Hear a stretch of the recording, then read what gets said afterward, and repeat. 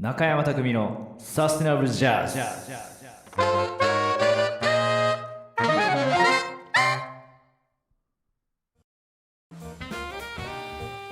この番組はさまざまなゲストをお呼びし、ゲストにまつわる音楽観やジャズの持続可能性について語り合います。中山匠のサステナブルジャズ、お楽しみください。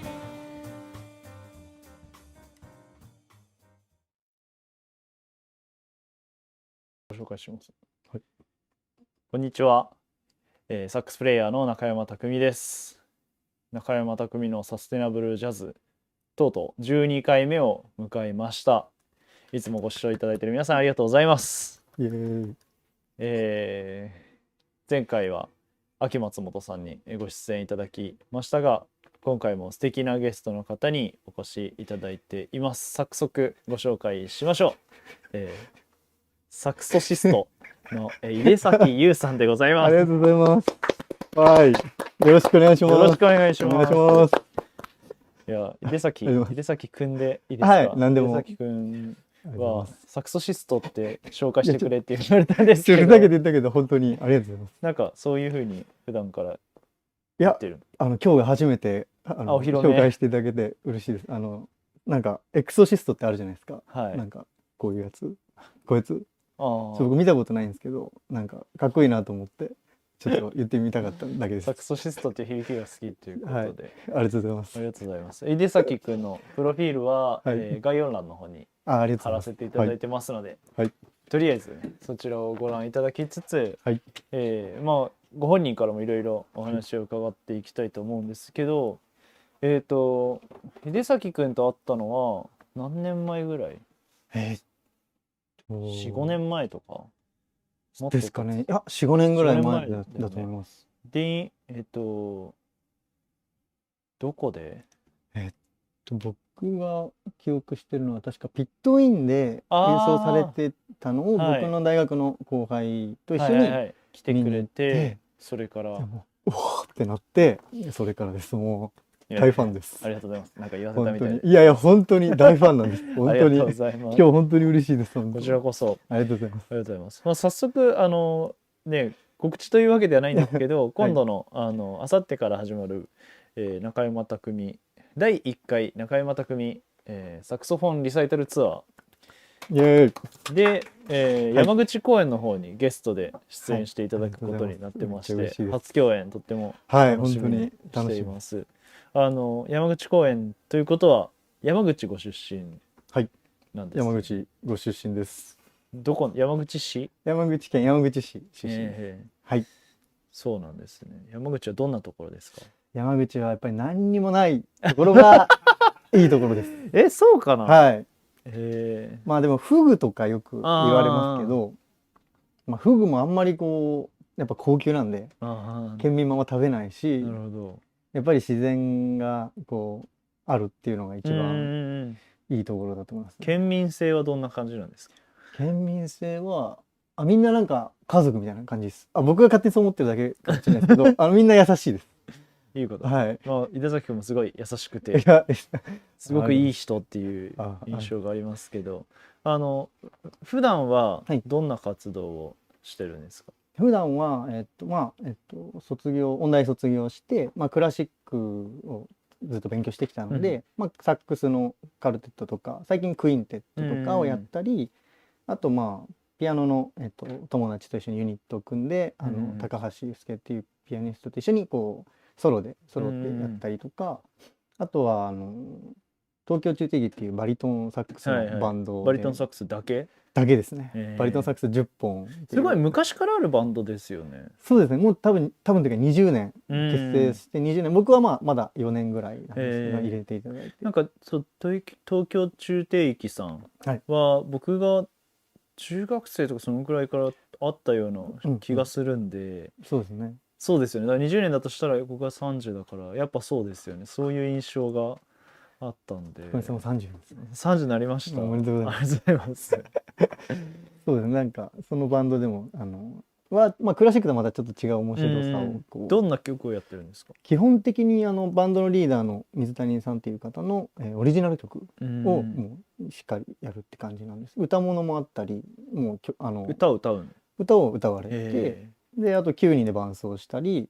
なるほど。そうですね、あとなんか不思議なジャズでもないクラシックでもないみたいな不思議な曲を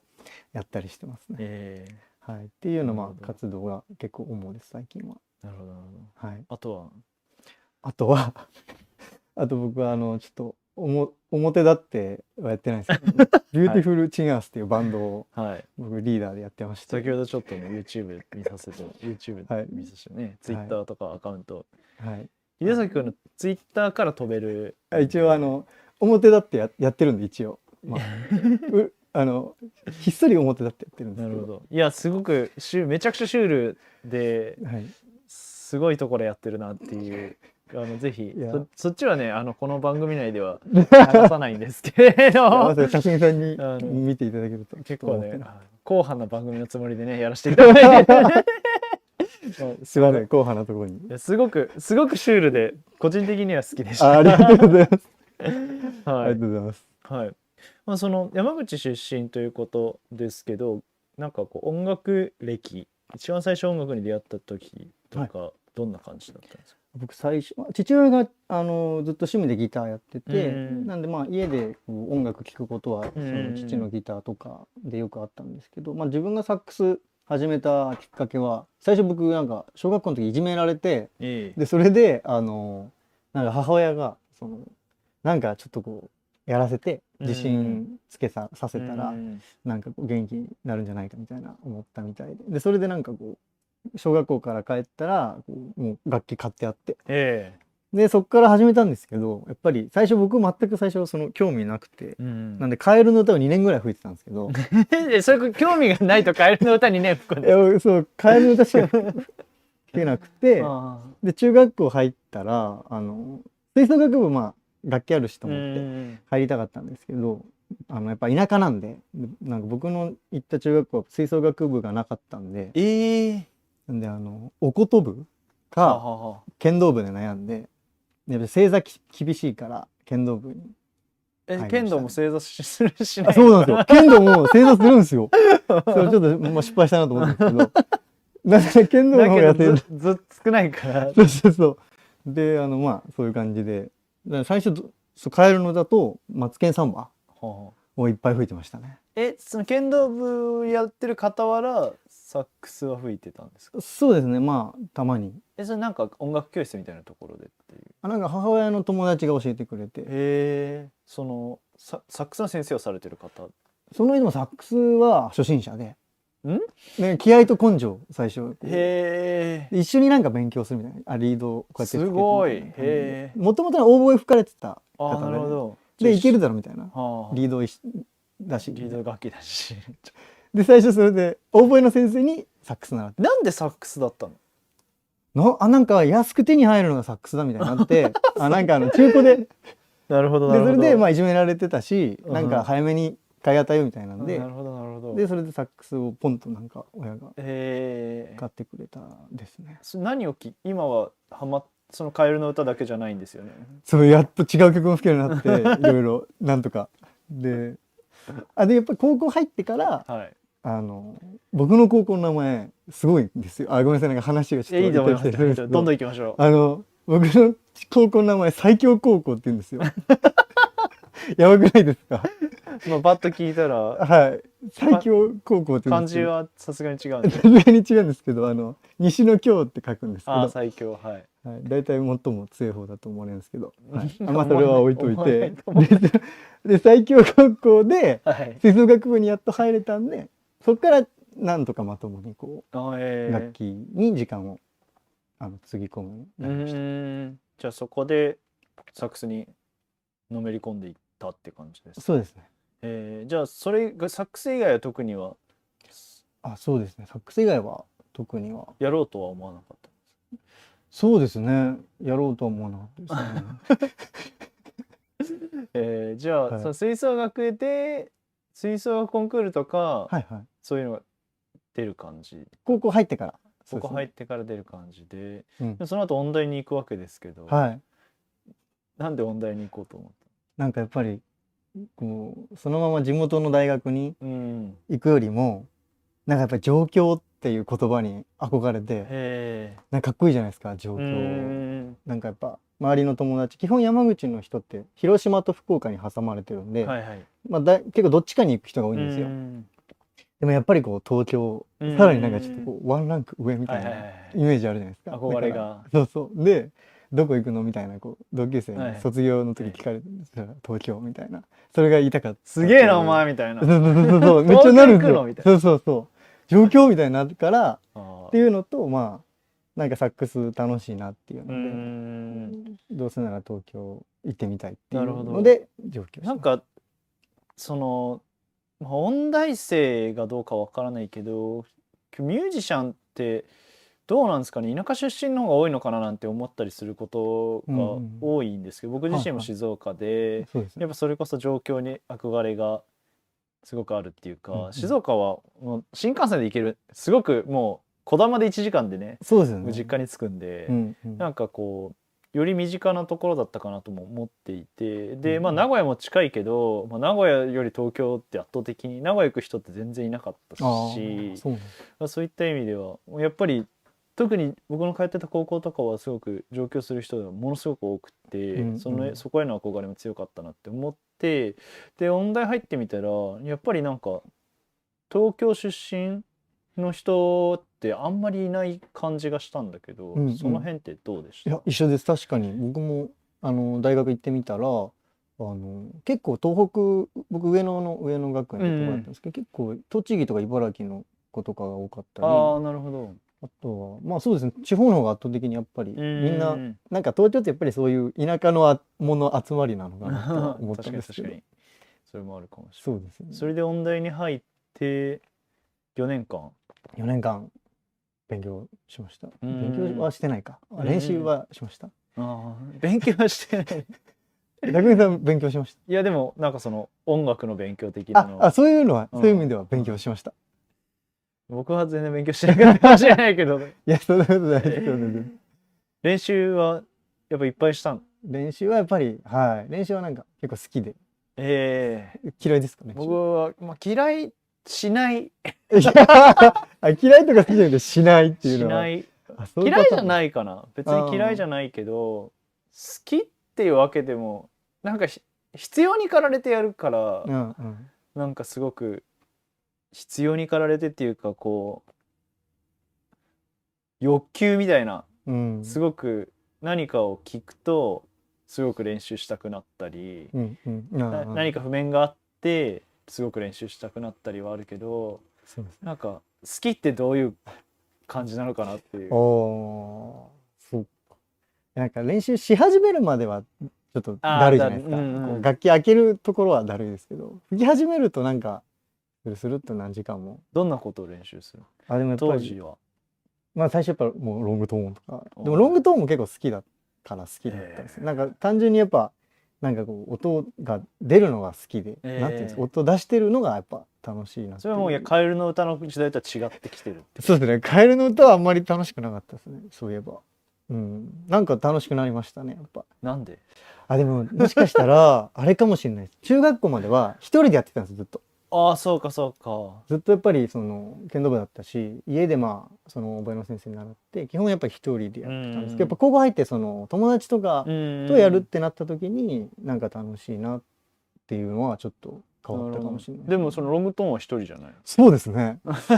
ちょっと矛盾しちゃったけど、今はちょっといいこと言いかけたのになんかちょっと、でもロングトーン頑張れば、まあ、もっと友達と楽しくもっといい音楽できるっていう。モチベーションはだから人とやるうんうんところでもっと上手くなれば、うんもっとなんかこういい音楽できるんじゃないかと。そうですね。いや、でも今回も本当、匠さんともご一緒できるのいやいやは本当に、ねもう楽しみです念願かなって、本楽しみです当に。そうかそうか。それでじゃあ音大4年間通って、まあプロとしてやっていこうっていうところだと思うんですけど、まあ別にいろんな選択がうんうんあったはずの中で、周りの人ってどうでした？その音大うん上野学園さんからプロになる人の割合みたいなのってどんな感いやー多分まあ、ちゃんとフリーでまあ続けていこうっていうのは1割いるかいないかぐらいだと思いますね。でもどこの大学聞いてもやっぱりそんな感じみたいですね。じ？その中でこうプロで俺はやっていくぞってうんなったから今多分あると思うんだけど、それってどういうモチベーションなんですか？いややっぱり4年間こんだけ頑張ったからちょっとなんかペッてやるのはちょっともったいないなっていうか、まあなんかせっかく積み上げてきたし、なんかまあむしろ卒業したとこがスタートみたいなとこあるじゃないですか。だからスタートラインでやめるのはなんかちょっともったいないというか変というか、まあ自分にとっては考えようはなかったですね。他は選択肢としてなかったですね。とりあえずやってみようみたいな。なんかそのキャリアを積む中でまあ実際プロって何っていう問題もあると思うんだけど、まずそこから聞きたいから、そのプロって何っていう井出崎優にとってプロとは。いや僕も今かっこいいテロップが。いやでも逆に本当に今めちゃめちゃすごくなんか悩んでるっていうか、いろんなやっぱ素敵なプレイヤーとかの方も見て、やっぱりいろいろそのプロってなんだろうってすごい思うとこ、まあお金なのかなとか、その他のことしてないとかなのかなとか、まあなんかいろいろこうアルバイトとかせずに、いやでもにしてもやっぱりステージに立ってる時の状態がやっぱりプロだったらやっぱプロ、まあそこに行くスタンスとかも含めてやっぱりプロっていろんな形あんのかなとか、やっぱすごい自分も今も悩んでるっていうか、なんか答えなんか結構自分が好きなプレイヤーの人とかもなんかめちゃめちゃもうこの人はもう何百万人が聞いてほしいみたいな、僕匠さんにはすごくそれはもう最初聞いた時にこの人やべえってなったんですけど、なんか意外とやっぱ宣伝とかがこうあんまりうまくいかない人とかも多いじゃないですか。なんか YouTube とかチャンネル登録見たら100人とかの人とか、こんな素敵な音楽するのになんでこの人はとか、多分そういう人もバイトしてたりするかもしれないし、でも僕からしたら憧れのミュージシャンだったり、プロっていうなんか線引きはちょっとなんか難しいよね。僕の中でも曖昧なところがあって、質問を変えて、そのまあとはいえずっとやってきて、なんかまあ逆にその1割の人がなんていうか活動をずっとやっていこうとして卒業したかもしれないけど、さらに減っていくわけじゃないですか。で今その続けているっていうのは何か例えばそのこういう本番があったからとか、この人とつながれてとか、なんかそれのもうつながりの連続なんですけど、やっぱりなんかこうやっぱりこう下がりそうになった時も自分のモチベーションが誰かそういうこうきっかけになってくれる人が常にやっぱり何ヶ月かに1回とかまあこうそれでやっぱりまだ頑張りたいなっていうののもうこうなんていうんですかね、積み重ねで今やってこれてるっていう、結局そこもやっぱ人のおかげっていうか、自分一人じゃやっぱ続けてないかな。一番最初はもう卒業した段階で何か声がかかってたりとかっていうのがいや最初は全くそんなことはなかったです。卒業して最初はそのチンアースってバンドと、あとまあ長いんだあれは。あれは長いですね。あれはもう僕の中で一番長いぐらいの老舗ですね。老舗。はい。とかまあ本当にちょっとまあ学生のなんかノリの延長というか勢いでまあ最初フリーになりたてはなんか営業仕事とかまあイベントのなんかカルテットとかでも結構ちょこちょこあったり。そういうのをまあやりながらバイトしながらとかで保ってたんですけど、その東京中定期とかに誘っていただいたのは本当に4年前とかコロナのちょっと前とかなんで、その辺からやっぱりそのクラシックだけじゃなくて他のなんかいろんなジャンルも意識的に聴くようになってる時にまあ匠さんの演奏も聴けたっていう感じですね。やっぱり音大時代っていうのはなかなかクラシック以外を触れることはなかったって感じですかね。そうもともとまあ好き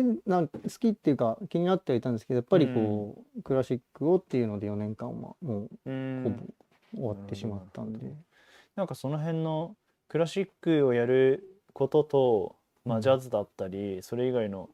ことをやる違いみたいのって、まあなんか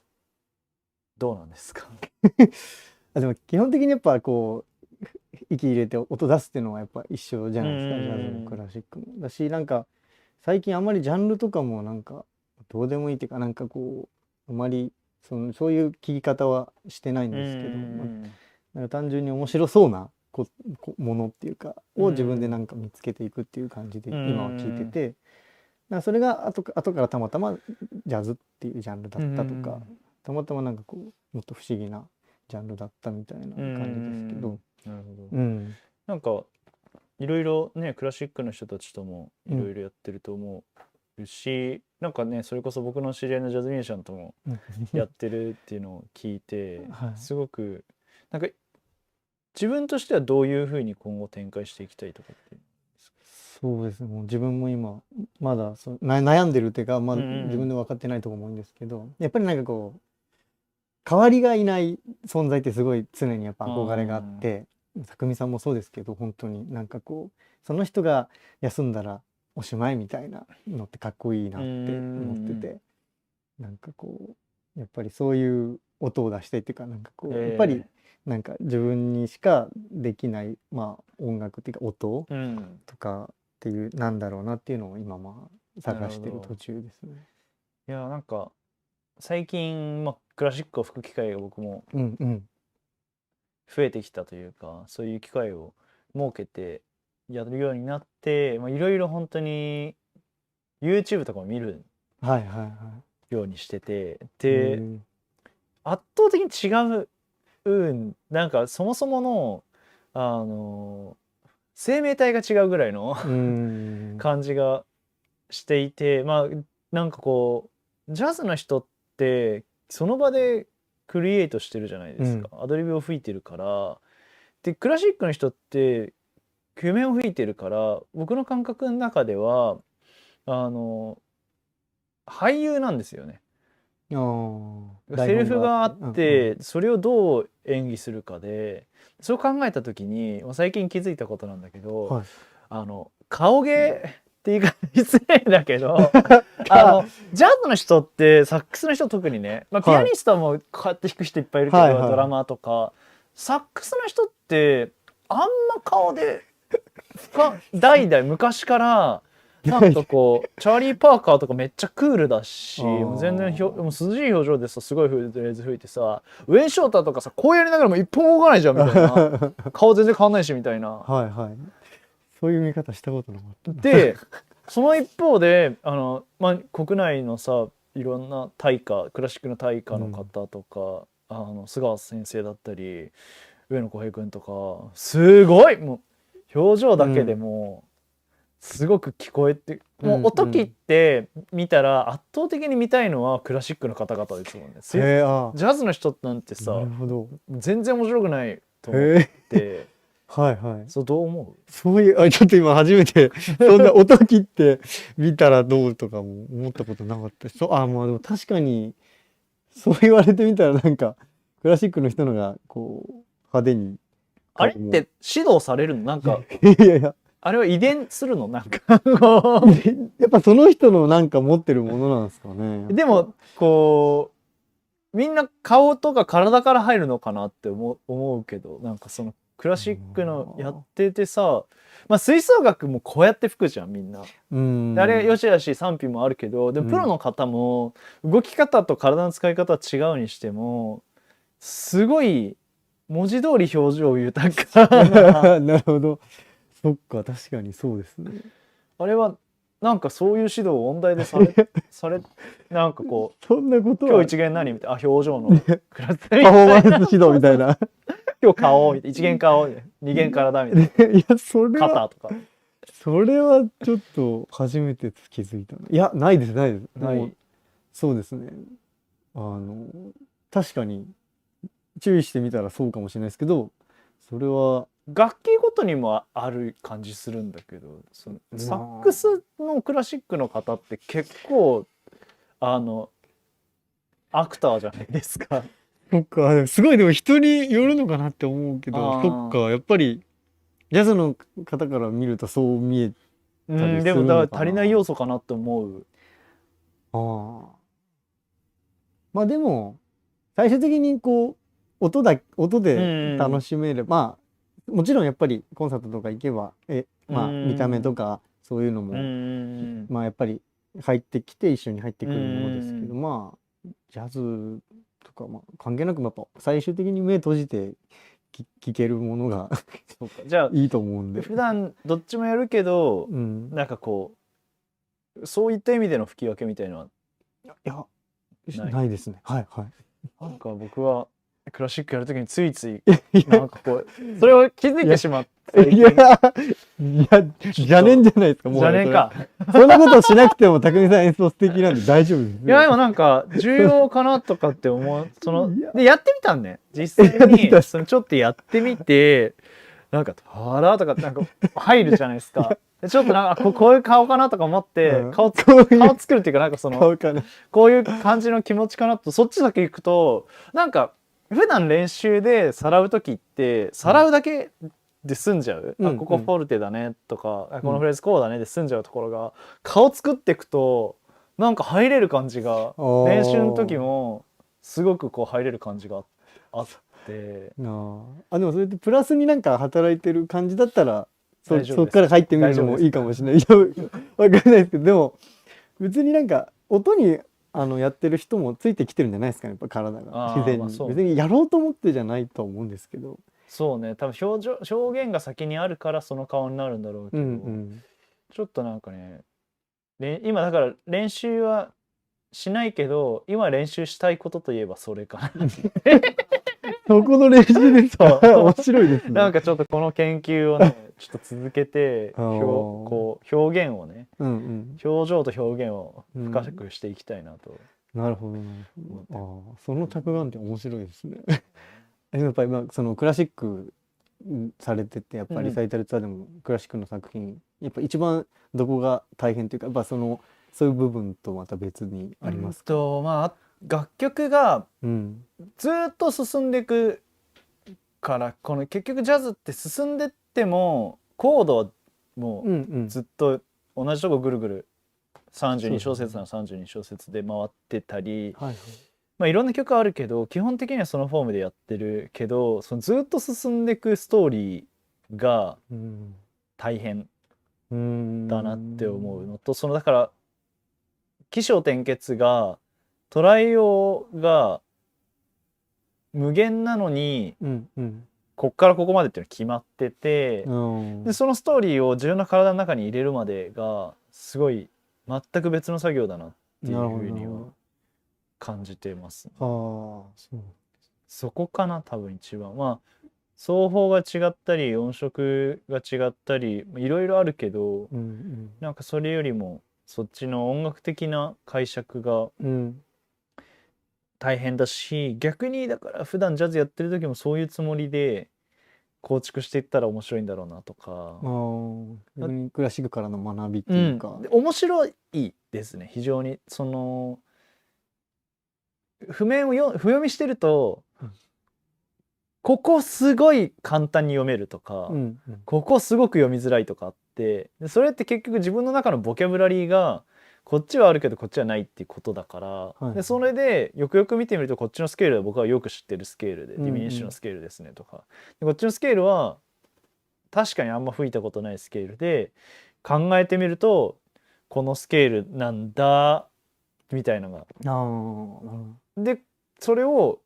逆にいろんな調で練習したりとか、そっからこう自分の練習に広げて、これ何なんだみたいなって、であとその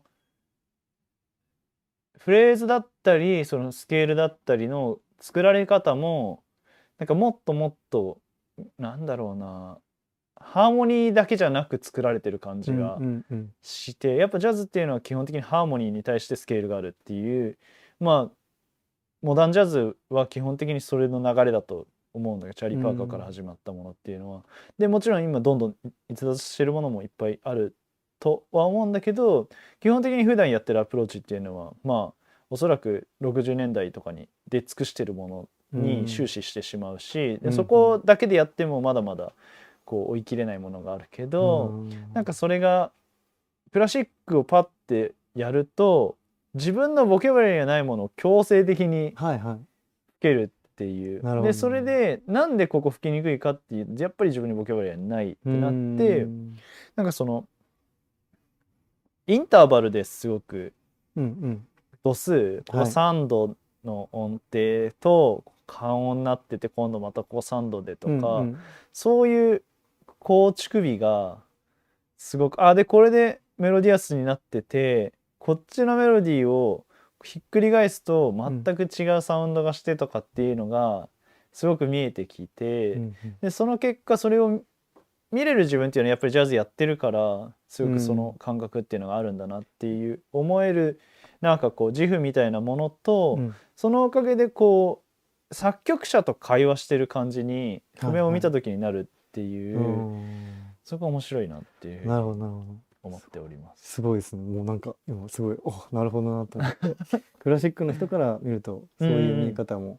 あるんだな。なんかやっぱクラシックからやってる人本当にもう答えが載ってるというか、最初から吹く音は決まってるんで、下手したらその音並べちゃえば僕は聞こえちゃうじゃないですか。でもやっぱそういうジャズの視点があるとこういう和音からこうなってるとか、今の3度から半音とか、なんかそういうのに気づけた方がより曲の理解度も深まるし、そういうなんていうか普段自分に入ってないフレーズとか、なんかスケールっていう弱点を知れてそこから広げられるっていうのはなんかやっぱりなんかジャンル違ってもやっぱりそこからお互い得るものがなんか多いんだなって。結局それでクラシックでそんなこと偉そうに気づいたつもりになって、じゃあなんかビッグバンドとかジャズに戻った時に、全く同じ現象がただ読んじゃってる自分がいて、結局やっぱ譜面って良くないなっていう、譜面があることによって音楽じゃなくなるただの楽器を吹くという行為にしかなんなくて、これレだよミだよ16部だよ8部だよみたいな感覚でバーってやっちゃってる。結局楽器を吹くことって音楽やることとイコールじゃないってすごい最近感じてて、なんかよっぽど楽器やんない人がこの音楽いいとかこの瞬間かっこいいとかって言ってる方が音楽的で、なんかその楽器を吹く行為自体は音楽じゃないってすごい、だから最近ビッグバンドのレッスンとかしてる中でもここのハーモニー実はこうなってるんだけど聞こえたことあるみたいな伸ばしてみてこんなんなってんだみたいな学生が反応して、それと自分もこう照らし合わせた時に確かにここの瞬間ここまで聞こえてなかったなみたいなのがいっぱいあって、やっぱりその楽器を演奏するということと音楽するということをなんかもっと分けて捉えていきたいなってすごくつくづく、いや僕もそう思って頑張りますなるほど、そうですね。同じなんていうの同じ素材からでもどれだけ受け取るかこっち次第ですもんね。その楽譜はみんな平等にあってもそこからどれだけ吸収できるかってやっぱりこっちの意識の問題だなって思うし、聞かなくなっちゃうんだよね。なんかこう指動いちゃうしどんどん練習すればするほど、そうですね。もうなんかある意味脳がこう麻痺なんか全く何も考えずに感じなくなるっていうか、それだとやっぱり意味がなくなっちゃうというか、別に音並んでるだけみたいになっちゃうとやっぱり良くないなって、なんかいいですね。ジャズとクラシックなんか、多分一緒のことなんだけど、それによってジャズの人は楽譜を見ないでアドリブができるから、でも逆にコードだけ見てても同じ現象って起きて、コード見てても例えばこれ F マイナーだからこのフレーズみたいな知ってるフレーズを指が覚えちゃって手癖みたいな。そうっていうかそのなんか脳みそのそのシナプスみたいのが、こう視覚とフレーズがつながっちゃってる可能性があって、それ F マイナーがこう聞こえたからこのフレーズが聞こえたじゃなくて、F マイナーって見たらこの指が動けば大丈夫みたいな感じになっちゃってる時ってやっていけばやっていくほど出てくるし逃げちゃうから吹かないでパッと聞いてっていう風にできるかどうかっていうのが一番難しい。なるほど、ジャズの自分のフレーズを広げるためにそう広げるというかもっともっと奇跡を信じるというかかっこいいですね。なるほど。そうしないと楽しくなくなってっちゃうから、なるほど、視覚でやっていくとパズルっていうかなんか別のゲームやってるみたいな、うんうんこれ吹けますあれ吹けますでなるほど何も起きないから。やっぱりクラシックの人間からするとやっぱりそのやっぱジャズのそのアドリブの部分ってすごいこう瞬間作曲じゃないですか、うんうんもうよりいい曲をどれだけその瞬間にうんうんうん作曲するかってもうすさまじいなんか技術っていうかだなと思っていつも聞いてますけど、なんかお互いに刺激を与えられるものかな、クラシックとジャズっていうのは間違いない。そうですね本なんかそういえば出崎くんの映像をご用意いただいて当にありがとうございます。はい。とのことで、どんな、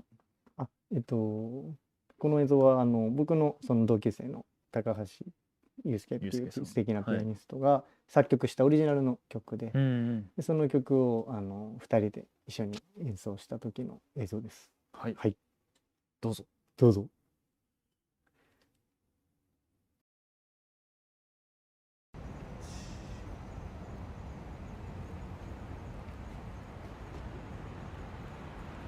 皆様こんにちは。サックスの井出崎優です。ピアノの高橋祐介です。今はまだなかなかコンサート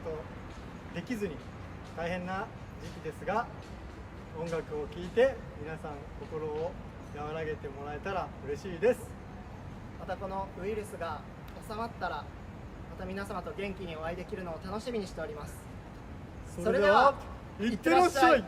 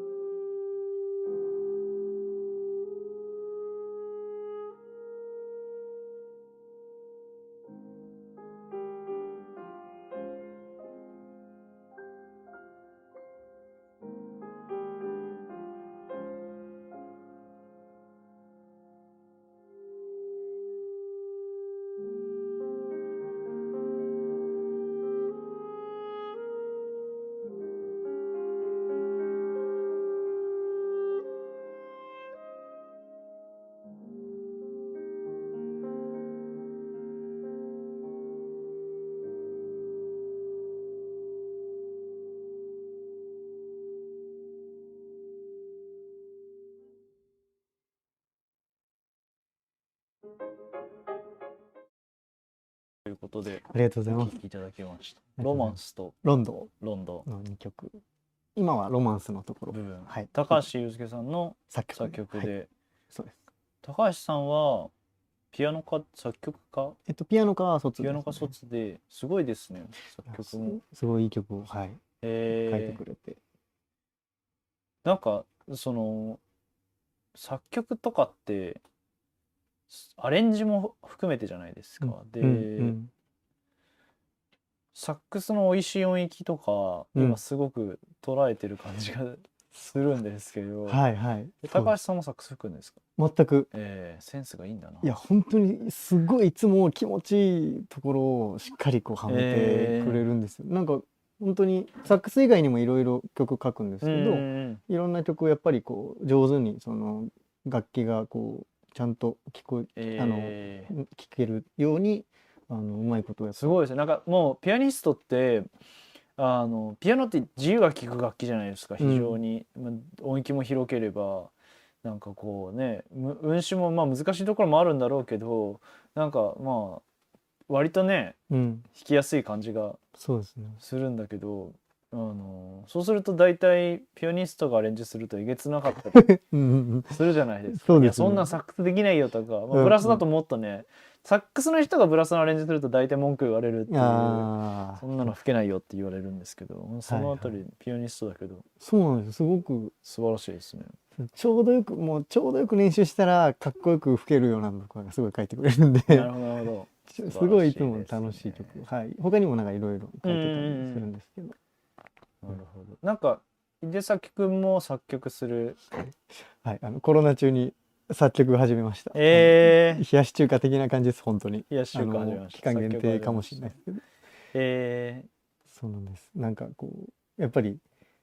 なんか曲書くってもう自分で思っても見なかったんですけど今まで。やっぱりなんかこう自分の気持ちとかやっぱこう本当になんかこうなんていうの新しいものをこうゼロから生み出してすごいエネルギーじゃないやっぱりなんかそれも経験してやっぱ分かってなんかこう生み出してるつもりがすごい削られてるような感じですね。なんか孤独だしなんかやっぱコロナでより孤独だったしなんか本当にこう家で一人でなんか作曲者ってこんな気持ちなんだなとかやっぱり実際やってみて分かったんですけど分かったつもりでいるんですけどなんかそれをまあ今回もしかしたらその匠さんともやらせていただけたらっていうので、それもとっても素敵な曲でね、どうやって曲作るんですか？いやなんか僕もそれいろんな人に聞いて回ってたんですけどこの2年ぐらいやっぱりいろんな人がいるなと思って、自分はやっぱりなんかお風呂で鼻歌歌ったとこから書いてみたり、例えばピアノをちっちゃい頃からやった曲があって本当に作曲した時思ったんですけど、とりあえずこう置いたところ手をポンってからこのワンもいいなみたいなとこから書いてみたり。わかるかもしれない。でもなんかピアノのその友達に高橋にそういう作曲したらなんか腸がちょっと似てくるんだよねって言ったら、やっぱり中指とか長いから黒鍵に当たりやすいじゃないですか。だからなんかそのパッて置いたところもだんだん決まってくるっていうからなんかじゃないとか言われて、なるほどね。じゃあまた違う方法考えないとなとか思ったり。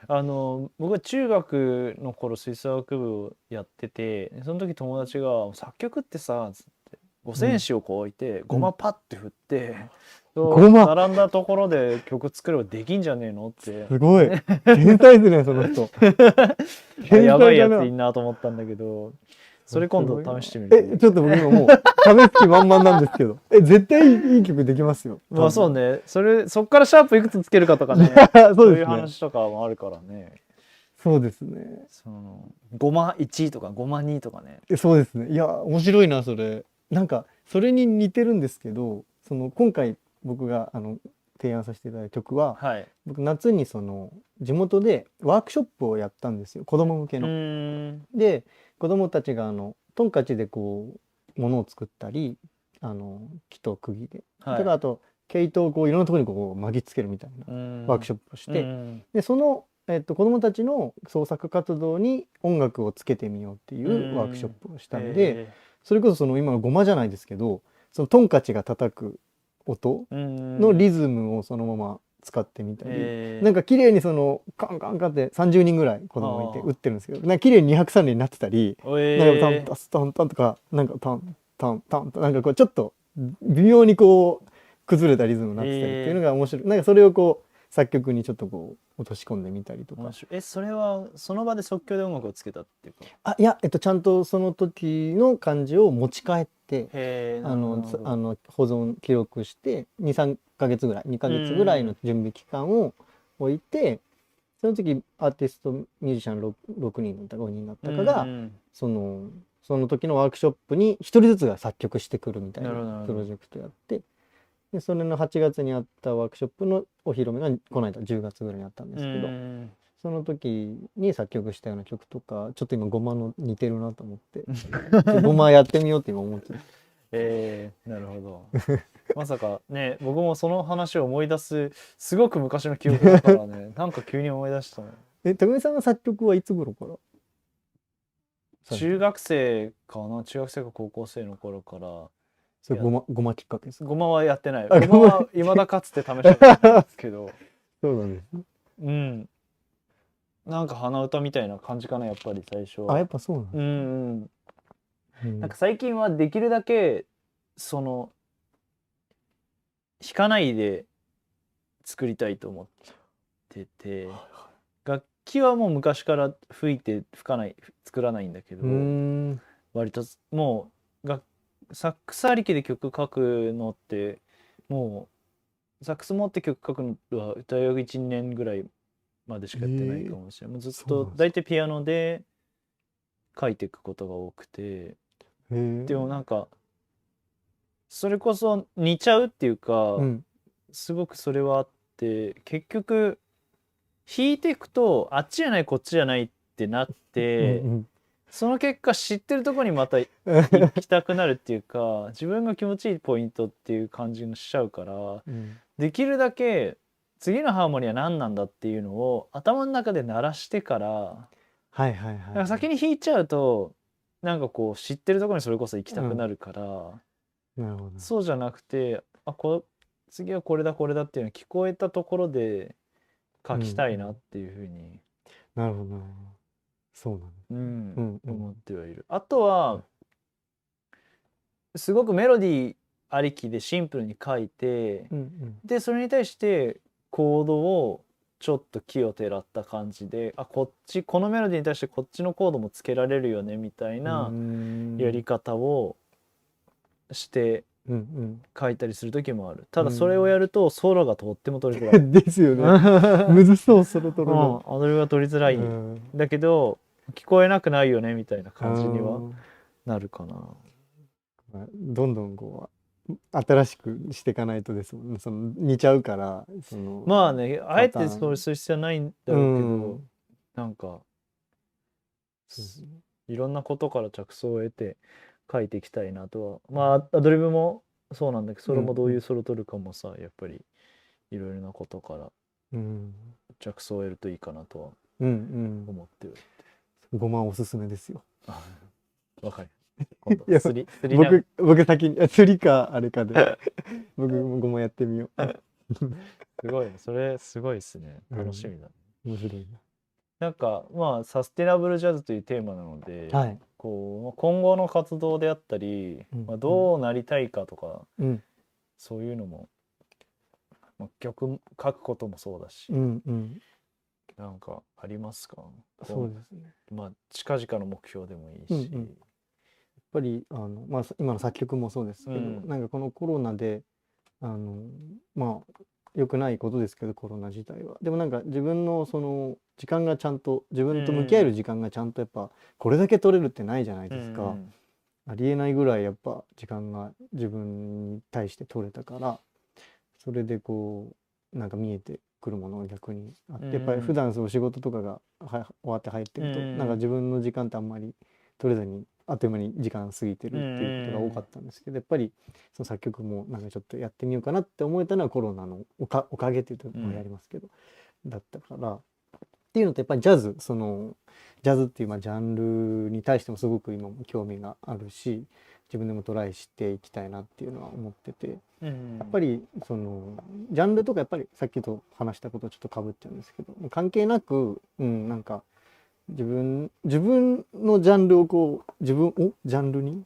していくじゃない、なんかやっぱ個性っていう意味では、なんかそういうところをどうやって見つけていけるかなっていうのは今常に考えてて、ちょっとなんか明確な目標が逆に今ちょっとないような気もしてて、それも不安なんですけど自分としては不安はすごくある。ありますね。やっぱなんかみんなそうだとは思うと思ってポジティブに考えてはいるんですけど、なんか今年は今8月この間のコンクールが大きいクラシックのコンクールがあったりで、とりあえず僕はそれに向かってコロナ期間は頑張ってたんですけど、それも終わったので、今とにかくこう手当たり次第こう身近なやりたいことをひたすらこうやってる感じですね。ちょっと中期的な目標をちゃんと考えないとっていうかぐらいに思ってます。なんかそのサックス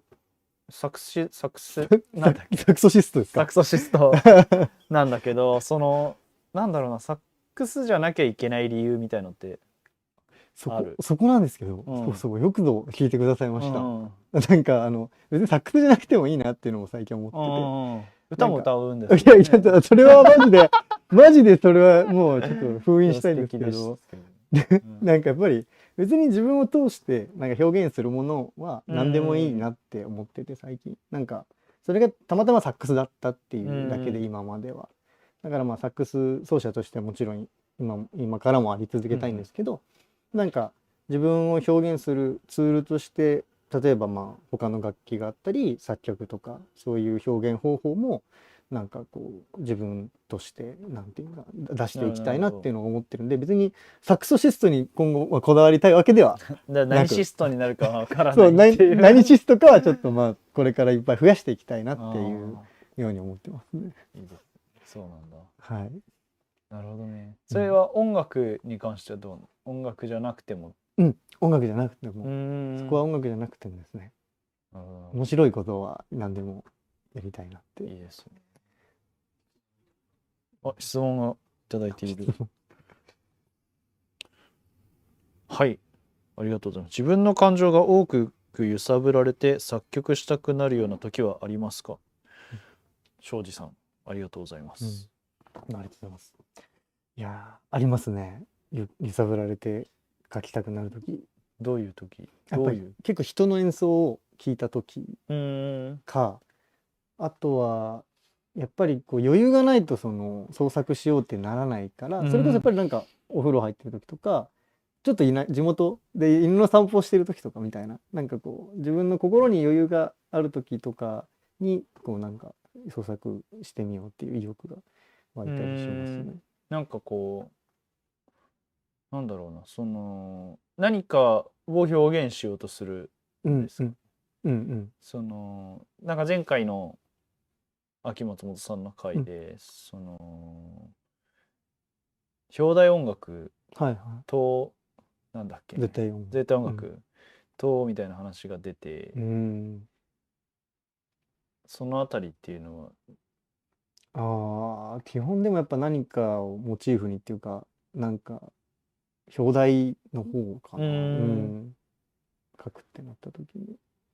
でも絶対音楽ってどうやって書くの？なんかちょっと分かんないですね。ジャズミュージシャンって絶対音楽、アドリブする行為って絶対音楽じゃ基本的には。いやでもマイルス・デイビスとかは違うって言ってたし、なんか僕も入る時表題音楽みたいなアドリブの取り方する時もあるけど、でも基本的にやっぱりコード進行がどうなってどういうアプローチでどういうフレーズでってなってる時は絶対音楽だから、そうですね。そのように思います。なんか聞いたら、そうですね。作曲するってなった時にやっぱりなんか気持ちがあってするから表題音楽になるんですかね。なるほど。かな。なんか今書きたいものとかって？今書きたいもの。今はなんだろうな。でも今ちょっと絶対音楽で思ったけど、例えばなんか三拍子のワルツ書きたいとか、って思った時って絶対音楽なんです。三拍子の曲を書きたいだったら、ね、多分絶対音楽なのかな。今書きたいのは、今は、歌の曲、僕が歌うわけじゃなくて、言ってないよ。素敵な人に歌ってほしい曲。歌詞はそれこそ、なんか、山口で詩人が何人かいたりするんですよ。金子みすずさんとか長門だし、あと僕の超地元、もう本当に僕の学校区内には中原中也っていういたりして、でそういう詩人の詩に作曲してみるっていうのを一回だけやったことがあって、でそれがすごくなんか面白いなと思って自分でも。で一回お披露目した時にすごくそれで感動してくださった方がいて、たまたまなんかこういうのもなんかいいんだって自分でやってもいいんだ、面白いんだなと思って、なんかその詩に音つける、音楽つけるってちょっと今もうちょっとやってみたいなって思ったりしてますね。なるほど。いいっすね。それは仕事がありそうですね。全然仕事とかになってないんですけど、まあでも。いやだってね、ポップスってそういう作業じゃないですか。秋元康先生が歌詞つけてるのに対して、コンペでね、曲募集してたりとか。コンペもあるんだ。そうなんですよね。大体コンペらしいですよ、ああいうのって。まあアイドル全般。そう。で発注されて、もうすごい何千何百ってみんなで応募して、その中で通るかどうかみたいな世界っていうんで、いいんじゃないですか、これから。サステナブルな感じがサステナブルに、すごくそこはしますけど、そうですね。匠さんもなんか最近曲書いたりは？曲はね、まあちょくちょく書いてるけど、ここ 2,3 ヶ月は書けてないかな。なんか忙しくても書こうってなってる時は書こうっていうか自然に曲ができたりっていうのはすごくあるけど、なんかそう忙しい中でも大体完成してる、頭の中で完成してればあとは書くだけだからっていう状態が最近多いんだけど、逆にそういう意味で完成するほど脳みその空き容量があるかどうかはすごく重要なんで、なんかわかんないね、それが忙しい時は。でもそこの空きがあったりとか、歩いてる時がねすごく作りやすい感じがするかな、僕は。散歩ってことです。散歩とか。でも散歩いいですよね。なんか僕車免許持ってないんだけど、チャリ乗ってる時って、車乗ってる人ってさ、すごい偏見かもしれないけど結構気持ち大きくなる人多いじゃないですか。なんだこの野郎とか普段そんなこと言わないのになんそんな気持ちよくなっちゃってみたいな。多分自分の能力以上にスピード出せるからそういうこと。そうでチャリもちょっとその節あるなと思ってなんかこう普段だったらそういう風な思想になんないのに、なんかちょっと気持ち大きくなって邪魔だよみたいな思ったりとか、なんか歩いてる時ってそういうのないからそういうことなのかな。なんか歩くとなんか結構脳みそにいいとかっていうのもあると思うんだけど、だからチャリの時もそんなに動作として変わんないのにチャリ乗ってる時って全然出てこないと思ってて。なるほど、面白い発見ですね。それもしかしたら電動チャリだから良くないのかもしれないんだけど、人力だったらまた違うかもしれない。汗かいてこいだら分かんないんだけどね。でも散歩はいいって言いますね、アイデアに。そういう時はすごく出てくるので、確かに車とか何言ってるか分かんないですよね、一人で乗ってるから。そうで窓開いてたりするんだよね。とか言って開いてるよとか行けよとか開いてるよとか言いたくないのね。確かに。特にね、このくらいの季節の変わり目ぐらいの時はね、開いてがちなんだ。そうですね。なんかその、作曲の話に割と終始ね、作曲ばっかではないと思うんだけど、その